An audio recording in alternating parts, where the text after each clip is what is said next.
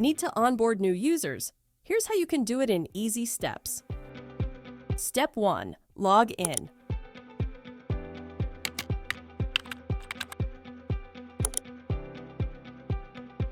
Step 2. Navigate to Settings. Step 3.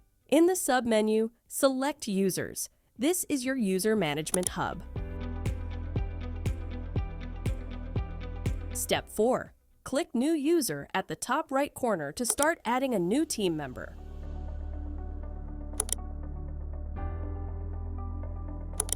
Step 5. Fill in the required details and create the user. Once done, they'll receive an activation email to join seamlessly.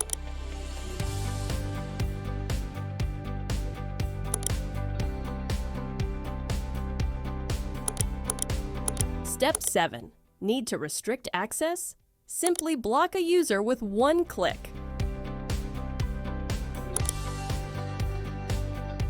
And that's how you can create and manage users in PentestGenix.